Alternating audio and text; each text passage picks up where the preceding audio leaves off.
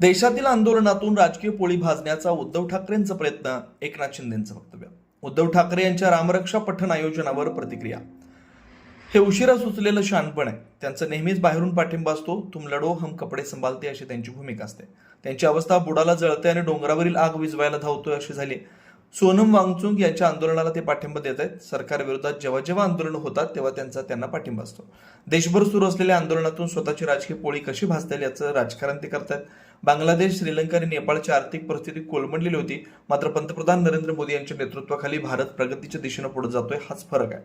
इतर अनेक राज्यांमध्ये अराजकतेची परिस्थिती निर्माण झाली, मात्र आपल्या राज्यात तशी परिस्थिती नाही. 2014 नंतर देशातील युवा वर्ग पंतप्रधान मोदींसोबत आहे. प्रगती, रोजगार आणि विकास युवकांना दिसतोय. हीच गोष्ट त्यांना खटकते. मोदींनी युवक, शेतकरी आणि महिलांना न्याय मिळावा यासाठी अनेक महत्वाच्या योजना सुरू केल्यात. देशात अराजकता, कायदा सुव्यवस्थेचा प्रश्न निर्माण व्हावा असा त्यांचा प्रयत्न आहे. हा त्यांचा केविलवाना प्रयत्न आहे. मग त्यांनी थेट आंदोलकांसोबत जाऊन बसावं. खरं म्हणजे आता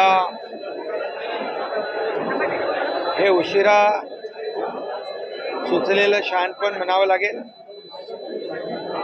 आणि त्यांचा नेहमीच सगळ्यांना बाहेरून पाठिंबा असतो, घरातून पाठिंबा असतो. तुम लढो हम कपडा संभालताय.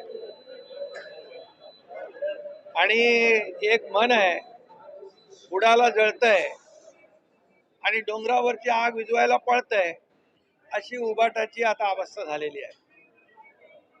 खरं म्हणजे विद्यार्थ्यांचं जे आंदोलन, सोनम वांगचुक यांचं जे आंदोलन आहे, एकंदरीत जेव्हा जेव्हा सरकारच्या विरोधामध्ये अशा प्रकारची आंदोलनं जे लोक करतात त्यांना मात्र यांचा पाठिंबा असतो. ते नेहमी उबाटाचे लोक आठवण करून देतात, श्रीलंकेमध्ये हे झालं, नेपाळमध्ये हे झालं, लोक रस्त्यावर उतरली, आणखी कुठंतरी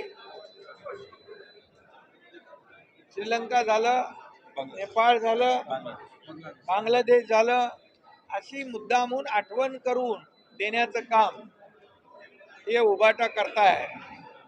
आणि आता त्यांना वाटतंय की हे जे काय आंदोलन जे सुरू आहे देशव्यापी, त्यामध्ये आपली पोळी कशी भाजून घेता येईल अशा प्रकारचं खालच्या थराचं राजकारण करण्याचा हेतू त्यांचा आहे.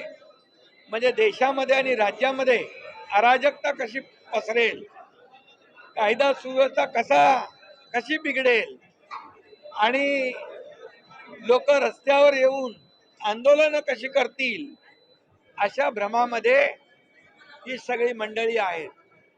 खरं म्हणजे बांगलादेश असेल, श्रीलंका असेल, नेपाळ असेल, तिथली आर्थिक परिस्थिती रसातळाला गेली होती. तिथं अर्थव्यवस्था कोलमडून गेली होती. लोकांचे खाण्याचे बांधे झाले होते. परंतु या देशामध्ये प्रधानमंत्री मोदी साहेबांच्या नेतृत्वाखाली हा देश पुढे जातोय.